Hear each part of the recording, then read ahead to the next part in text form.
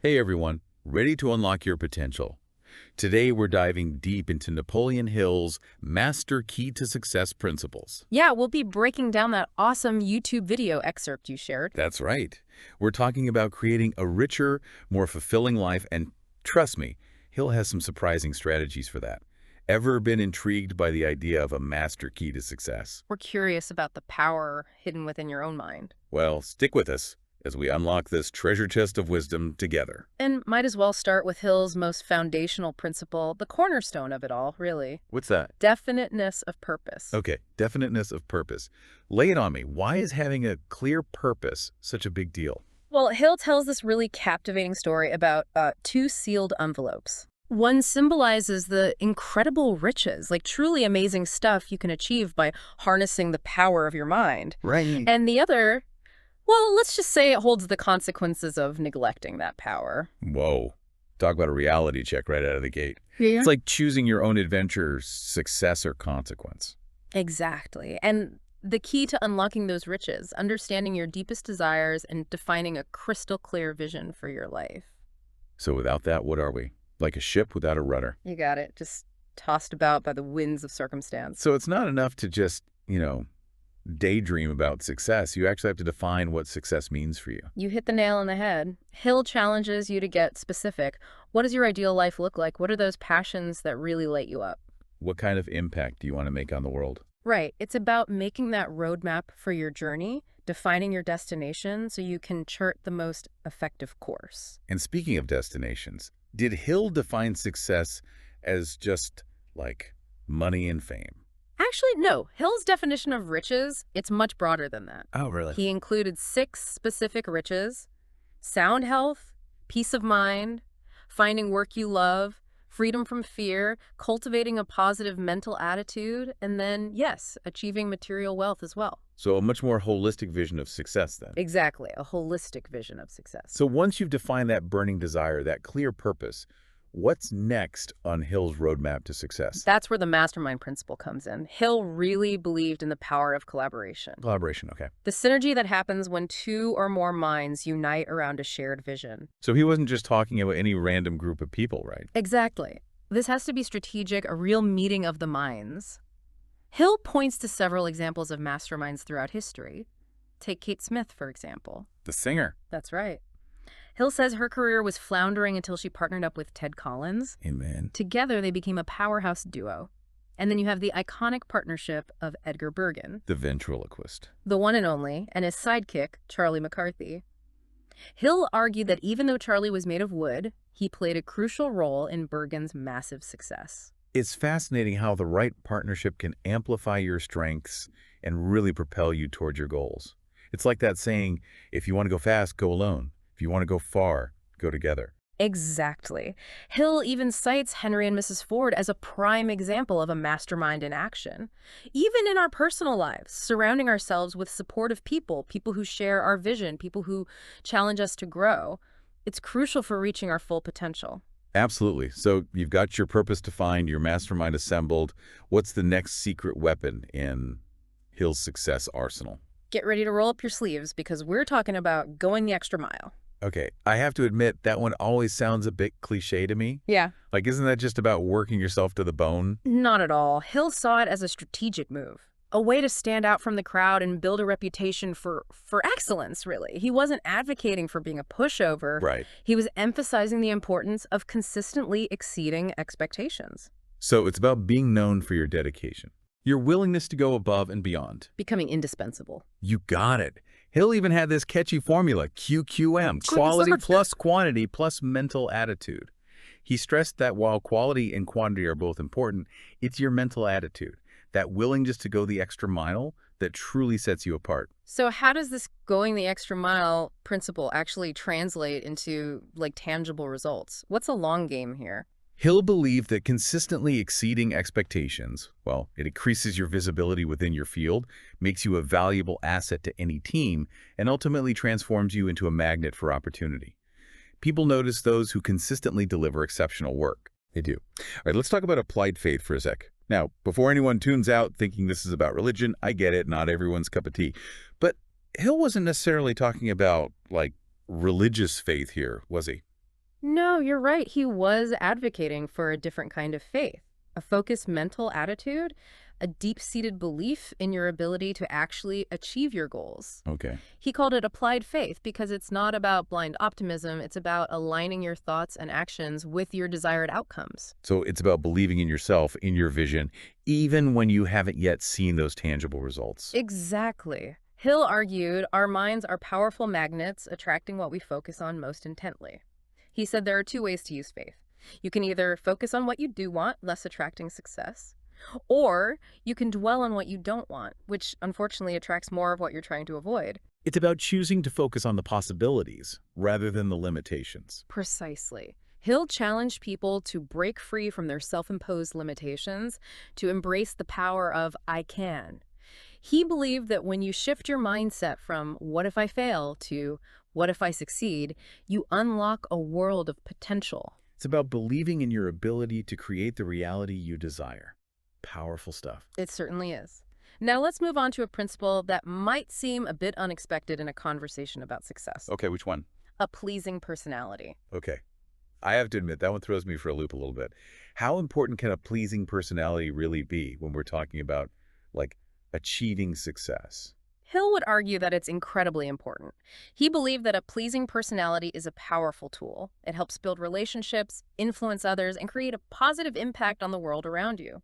So it's not just about being nice for the sake of it, but more about cultivating, like, genuine warmth and sincerity in how you interact with others. Absolutely. Hill wasn't advocating for being fake or putting on a show. He was emphasizing self-awareness and making conscious choices to cultivate a magnetic personality.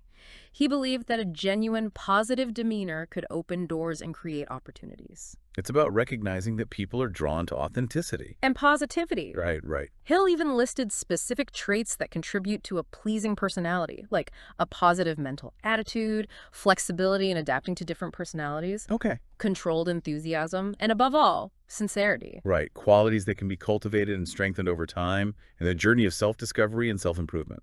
Exactly. Now, let's talk about a principle that might not be as glamorous as a pleasing personality, but it's equally essential for achieving lasting success. All right, what is it? Self-discipline. Self-discipline.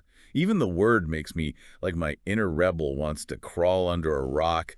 But, deep down, we know it's crucial for achieving any worthwhile goal. Oh, absolutely. And while Hill recognized that self-discipline is often the most challenging principle to actually implement, Oh, yeah. he also believed it's the most rewarding. Okay, so it's about, what? Having the willpower to stay focused, to resist those tempting distractions. Right, and to stay focused on your goals. Yes. Hill had this incredibly empowering way of framing self-discipline. How so? He said it's about taking possession of your own mind, Taking possession. becoming the master of your thoughts and actions. So instead of being a slave to your impulses, you become the architect of your own destiny. You got it. And remember all those other principles we've discussed. Definiteness of purpose, the mastermind, going the extra mile. Right. Hill argued that without self-discipline, they all crumble. Self-discipline is like the glue that holds it all together. It's the bridge between setting those goals and actually achieving them. Couldn't have said it better myself. All right, what's next? Get ready for a principle that Hill was incredibly passionate about. Okay. A positive mental attitude. Okay. Bring on the positivity. But honestly, isn't that one a bit overplayed these days? Yeah. It's not as simple as just, slapping on a smile and pretending everything's peachy. Yeah. You're absolutely right. Hill would be the first to say that. A positive mental attitude. It's much more than just, forcing a smile and pretending everything's perfect. Right. It's about cultivating inner resilience, a deep-seated belief in your ability to overcome challenges and create a fulfilling life. So it's not about ignoring that problems exist. It's more about how you choose to respond to them. Exactly. Okay. Life throws curveballs, but Hill believed that it's our attitude towards those challenges that determines our ultimate success. He didn't advocate for ignoring problems. Instead, he encouraged people to view them as opportunities for growth. It's about finding the silver lining, the lesson, the opportunity for growth in every situation. You got it. And Hill offered a ton of practical tips for cultivating a positive mental attitude. He always stressed the importance of starting each day with gratitude, even for the challenges we've overcome, Right. because, those challenges have shaped us into who we are today. He encouraged people to reframe unpleasant situations, look for the opportunity for action rather than get bogged down in negativity. So instead of asking why me, Yeah. you ask, what can I learn from this? Exactly. Now, while Hill offered a pretty extensive list of strategies, he also recognized that cultivating a positive mental attitude, it's a personal journey. There's no one-size-fits-all approach. Right. It's about finding what works for you and making it a part of your daily routine. You got it. Whether that's journaling, meditation, surrounding yourself with positive influences. Right. Whatever resonates. And that brings us to another key principle: enthusiasm. Okay, now we're talking. I can already feel the energy shifting. But how does enthusiasm, something we often associate with outward expression, actually translate into tangible success? Hill didn't just see enthusiasm as something superficial. He saw it as a powerful internal driving force, Okay. an energy that fuels action and inspires others. So it's about cultivating a genuine passion for your work, your goals, your life. Exactly. Hill believed that genuine enthusiasm, it's contagious, it impacts the brain, amplifies our thoughts, and influences those around us. He once heard Andrew Carnegie, the steel tycoon, say that one person's enthusiasm could make or break an entire company. Wow. Talk about a ripple effect. So it's not just about feeling good, it's about becoming a source of positive energy for others as well. Precisely. And that brings us to a principle that's all about taking ownership of your success journey. I'm intrigued. Tell me more. This principle is called personal initiative. Personal initiative, okay. Hill truly believed that success isn't something that just happens to you, it's something you create. Right. He emphasized the importance of being proactive, taking charge of your life, and pursuing your goals with unwavering determination. So it's about being a self-starter, someone who sees an opportunity and doesn't hesitate. Doesn't wait for permission, they go for it.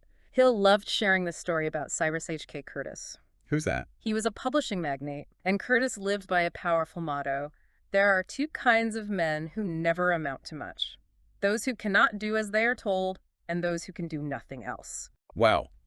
So true success requires balance. You have to be able to follow through, but also be courageous enough to forge your own path. Right. You have to be willing to take initiative and create something new. Hill gave many examples of people who achieved extraordinary things through their own initiative. He talks about F.W. Woolworth. Woolworth. Yes. The man behind those ubiquitous 5 and dime stores. Oh, yeah. No one told Woolworth to start a chain of affordable stores. He saw a need, an opportunity, and went for it. Then there's W. Clement Stone. Armed with $100 and unwavering self-belief, built a multi-million-dollar insurance empire. Wow. And Hill's message is clear: you have that same power within you. It's about recognizing that you are not a passive bystander in the story of your life. Yeah. You are the author. Beautifully said. Now let's address the elephant in the room: the inevitable setbacks and failures that we all encounter on the path to success. Hill had an interesting perspective on this, which he called, learning from adversity. Learning from adversity. Yeah. See, I'm listening. Because, let's be real, setbacks are a part of life. It's not about if you'll face challenges. It's about how you choose to respond to them. That's it. Hill believed that adversity is not meant to break us, it's meant to teach us. He argued that within every challenge, there's a seed of opportunity, a chance to grow and learn. So it's about changing how we view setbacks. Instead of seeing them as failures, we see them as valuable lessons, like stepping stones on the path to success. Precisely. Hill often shared the inspiring story of Milo C. Jones. Who was that? He was a farmer who suffered a devastating blow when he was struck with paralysis. Oh. Most would have given up, but Jones, he refused to let adversity define him. Instead, he used his mind. Came up with this idea of making little pig sausages on his farm. Little pig sausages. And it turned into a roaring success. Wow. Talk about turning a setback into a springboard for innovation. It just goes to show, even in those dark times, there's always a flicker of hope, a seed of opportunity waiting to be nurtured. That's incredible. Hill called it the seed of equivalent benefit. The idea that within every challenging experience lies the potential for an equal or even greater reward. Okay. It's all about maintaining a positive mental attitude, even when things are tough, so we can really extract those valuable lessons and emerge stronger. So we're not defined by our challenges, but by how we choose to learn and grow from them. Absolutely. Now let's talk about creative vision. Hill really believed our imaginations are powerful tools for shaping our realities. Okay. And this isn't just for artists or inventors. He believed that everyone has this wellspring of creative potential inside them, just waiting to be tapped. It's about cultivating that childlike sense of wonder. That ability to see possibilities where others might see limitations. Exactly. Hell made a distinction between two types of imagination: synthetic imagination, Okay. which involves, combining existing ideas in new ways. And then there's creative imagination, which taps into a much deeper wellspring of inspiration, allowing for groundbreaking new ideas to emerge. So it's like synthetic imagination is remixing a song, while creative imagination is composing an entirely new symphony. That is a great analogy.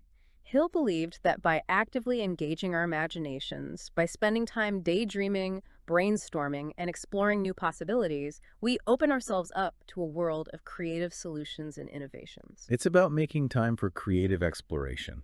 Even if it's just a few minutes every day, whether it's journaling, brainstorming, or just letting your mind wander, the key is to make space for those aha moments. I like that, making space for those aha moments. All right, let's shift gears from the creative to the analytical. What did Hill have to say about thinking itself? Well, that brings us to his principle of accurate thinking. In today's world where we're just bombarded with information from every direction, the ability to think critically and discern truth from falsehood is more important than ever. You're telling me it's so easy to get caught up in all the noise, the opinions and biases, especially online. So how did Hill define accurate thinking? Hill believed that accurate thinking is rooted in the ability to distinguish between facts and opinions, question assumptions, and to base our beliefs on evidence rather than hearsay. So developing a healthy skepticism is really important. Don't just accept everything you hear at face value. Exactly. Hill argued that a lot of people, they make the mistake of mistaking opinions for facts, and that can lead to some pretty bad decisions and a distorted view of reality. That makes sense. He broke accurate thinking down into two key components. First, there's inductive reasoning, which involves forming hypotheses based on observations and experiences. And then there's deductive reasoning, which relies on proven facts and logic to draw conclusions. So inductive reasoning is about making educated guesses based on what you know, while deductive reasoning is about using established knowledge to reach a conclusion. Exactly. To help people hone their critical thinking skills, Hill offered some pretty practical advice. Always consider the source of information, separate facts from opinions, question your own biases, and be open to different perspectives. It's about cultivating a mindset of curiosity, always seeking knowledge and striving to see the world through a clear, objective lens. Absolutely. And finally, we come to a principle that might seem a bit, well, esoteric at first. Okay, I'm intrigued. Which principle is that? Hill called it cosmic habit force. Cosmic habit force. Okay, that one's got me intrigued. It sounds almost mystical. What does it mean? Well, Hill believed there's this underlying principle, and it governs not just our habits, but like the very fabric of the universe. This force operates based on the principle of attraction. So, kind of like the law of gravity, but applied to our thoughts and actions. Exactly. We attract what we focus on most intently. Hill used this analogy of being on the beam or off the beam. When you're crystal clear about your goals, you're fueled by that positive mental attitude. You're on the beam. You're aligned with that positive frequency of cosmic habit force and pulling success towards you, almost effortlessly. It's like you're riding a wave of good vibes, attracting opportunities that match your desires. But what happens when you're off the beam? Right, what happens then? Well, that's when that hypnotic rhythm Hill talked about, it can take hold. It's like unintentionally attracting the very roadblocks you're trying to avoid because you're stuck, stuck in self-doubt, negativity, or just, well, a lack of direction. It's like that saying, wherever you go, there you are. If you're carrying around negativity, you're more likely to attract those negative experiences. But the good news is, we have the power to change that, Yeah, changing the channel to a more positive frequency. exactly. Hill was sure that we have the power to choose our thoughts, to consciously shift our energy from lack to abundance, from fear to faith. When we really get this principle of cosmic habit force, we become conscious creators of our reality. We're not just passive recipients of whatever life throws our way. We can influence our experiences by how we think and act. Exactly. Ready to explore another fascinating principle? Always. What is it? Hill called it the law of vibration. Okay, the law of vibration. That sounds pretty intense. Like something straight out of a mystical textbook. I'm hooked. Tell me more. Well, it's interesting you say that because back in Hill's time, this principle was considered pretty esoteric. Today, we might connect it to things like energy work or maybe even quantum physics. Hill was onto something ahead of his time. So what exactly did he mean by the law of vibration? Hill believed that everything in the universe, from the tiniest atom to our big thoughts and emotions, vibrates at a particular frequency. Okay. And by understanding and consciously influencing our own vibrational frequency, we can attract experiences that match what we desire. So it's kind of like tuning a radio dial. You want to listen to a specific station, you have to adjust the right frequency. If we want certain experiences, we have to align our own frequency to match. That's a great analogy. Hill stressed the importance of aligning our thoughts, emotions, and even our actions with our goals. It's about creating this, harmonious frequency that draws those desires toward us. He believed success, happiness, fulfillment, they're all states of being that operate at a specific frequency. And we can tap into those frequencies by consciously adjusting our own vibration. Exactly. It makes sense, but how do we actually go about changing our vibrational frequency? It sounds kind of, complicated. Hill suggested a few things. You can try practicing gratitude, surrounding yourself with people who lift you up, doing things that bring you joy. He was also a big believer in affirmations, using them to kind of reprogram the subconscious mind. By consistently focusing on positive thoughts and emotions, we can elevate our vibration and attract more of those experiences into our lives. So not about denying the negative emotions, but making a conscious choice to focus on the positive. Right. Cultivating gratitude, surrounding ourselves with those positive influences. I like it. And here's something else fascinating about Hill's law of vibration. Okay. He believed it explained why some people, they just seem to have this charisma. Magnetic personality. Yeah, they just attract success and happiness effortlessly. It's like they're walking, talking magnets for good things. Yeah.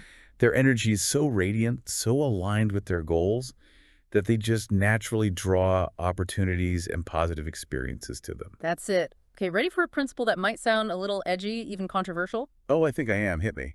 Hill called it transmutation of sex energy. Transmutation of sex energy. Wow. Okay. That one definitely piqued my interest. Before we get too far, what exactly did Hill mean by sex energy? Because I'm guessing it's not as simple as it might sound at first. You're right. It's important to remember that Hill was writing in a different time. The language he used back then might raise a few eyebrows today. Maybe a better way to describe it is harnessing our creative life force energy or channeling that power of desire towards our goals. So less about physical intimacy and more about the raw energy that drives us to create. Exactly. Hill believed that this powerful energy, often associated with desire, could be redirected to achieve any goal. He thought many of the greatest artists, inventors, entrepreneurs in history, they tapped into this, maybe unconsciously, but they transmuted that sexual energy into creative output, ambition, drive. Like that saying, energy flows where attention goes. Mm. Instead of letting this powerful energy dissipate or, manifest in unhealthy ways, Hill believed we could consciously channel it towards our ambitions, our passions. Exactly. And Hill even gives an example from his own life. He believed his drive to overcome adversity, his dedication to really understanding success, it came from this transmuted energy. He felt that by pouring this energy into his work, his relationships, his personal growth, he achieved great things. So it's about aligning your actions with your passions, finding that place where your energy just flows and you feel a sense of purpose. Exactly. Now, ready to explore something a little deeper. Sure. What is it? This principle speaks to that part of us that searches for meaning, Hill called it infinite intelligence. Okay, infinite intelligence. That's a big one. Is this where his teachings become more, spiritual? You could say that. But it's important to clarify, Hill wasn't promoting any specific religion. He felt this was a universal truth, accessible to anyone. He suggested that we're all connected to this source of infinite wisdom, a force way beyond our individual minds. Tapping into a wellspring of knowledge, guidance, inspiration that's available to everyone. Exactly. He believed that this intelligence, it exists beyond what we're conscious of and can be accessed through intuition, inspiration, a connection to something bigger than ourselves. So it's about quieting the mind, listening to that inner voice, trusting our intuition. That's how we open ourselves to this guidance, these insights that we wouldn't normally have access to. You got it. And while Hill wasn't suggesting we abandon logic or reason, he did encourage people to be open, to pay attention to those gut feelings that might guide us on the right path. Our intuition is like an inner compass. maybe warning us, maybe pointing us towards new opportunities. It's up to us to listen. Right. Have you ever had a gut feeling about something, like you should or shouldn't do something, even if it didn't make sense logically? Oh, absolutely. Hill would call that the sixth sense, and he thought it was a highly developed skill in successful people. We're not talking about like seeing ghosts or anything, right? More like that intuition, that inner knowing that guides us towards good decisions. That's it. Hill considered the sixth sense crucial for success. He thought that people who achieve great things have learned to trust their gut, listen to that inner voice that whispers the truth, even when it goes against conventional wisdom.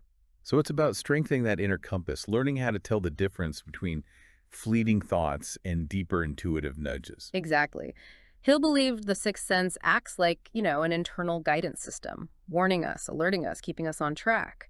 By developing that faculty, we become more aware, more receptive to those synchronicities, and better able to navigate life's complexities. So how do we actually strengthen this sixth sense, this intuition? Hill suggested practices like reflection, meditation, spending time in nature, really anything that helps us tune out the noise of the world and listen to that quiet voice inside.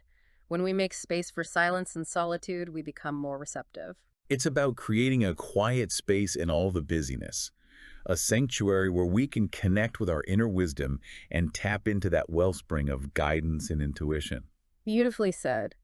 And remember, this is really just the tip of the iceberg. We're just scratching the surface of these principles. It's up to each of us to take this knowledge, see how it applies in our lives, and unlock that potential. And we'll be back in part 3 to explore those final principles and give you some actionable steps to make them a reality. Welcome back. Ready for the final chapter of our Napoleon Hill deep dive? We've explored some really powerful principles. We have, from definiteness of purpose to harnessing the cosmic habit force. And today, we're diving into those final principles, the ones that can unlock even more of your hidden potential. I'm ready. Hit me with them. All right, let's start with one that might resonate with anyone who's ever felt that, financial worry. Okay. Hill called it fear of poverty. Fear of poverty. Yeah, I think we've all been there. Everyone worries about money sometimes, right? True, but Hill was digging a little deeper. He wasn't just talking about being afraid of empty pockets. He was getting at how this fear can really take root in your mind and just, sabotage your potential. So it becomes a mental barrier. Exactly. It keeps us from taking risks, going after those dreams. And ultimately, that fear keeps us from achieving success. Right. He believed that fear often comes from a scarcity mindset, where we're always focused on what we lack. We don't see that potential to create abundance. So the more we focus on those limitations, the more we bring them into our lives. A self-fulfilling prophecy? Hill was adamant about this, actually. He believed the fear of poverty is one of the biggest things holding people back from success. It keeps us, stuck in that place of always playing it safe, never stepping into our power to really create something amazing. So how do we break free from that? It's easy to say don't be afraid, but it's much harder when you're dealing with real financial worries. Hill believed the key is to shift that mindset. Replace fear with the belief that you can create abundance. It's not about ignoring your finances, it's about changing your focus from limitation to possibility. When we approach life with that abundance mindset, we open ourselves up to a world of opportunities. It's about trusting that we can create, attract, and manifest the resources to reach those goals. Exactly. And speaking of abundance, let's talk about a principle that sometimes sparks a bit of debate. Okay. Love of riches. Love of riches. Yeah. Now, I see where that could be misinterpreted. Some people might think it means being greedy. Yeah, and it's important to remember, Hill wasn't promoting greed or materialism. He had a much deeper take on wealth and its role in a fulfilling life. It's about how we view money and how it can be a tool for good when we use it with the right mindset. Exactly. Hill saw money as a symbol of freedom, security, the ability to make a difference in the world. Right. A resource that, when used wisely and generously, can create incredible opportunities, not just for ourselves, but for others. So money isn't good or bad on its own. It's how we choose to use it. Exactly. Approaching wealth with gratitude, giving back, using what we have to make a positive impact, that's how we align ourselves with true abundance. It's not just about what we can get, but what we can give. Right on. True wealth is so much more than just money and possessions. It's about living a life of purpose, generosity, and contribution. Love that. What's next? Let's talk about one of Hill's most powerful and practical principles. The law of autosuggestion. Auto-suggestion. Okay, that one sounds a little like, I don't know, self-hypnosis or something. Maybe. Essentially, autosuggestion is the process of influencing our subconscious mind. We do it through repeated thoughts, beliefs, affirmations. Okay.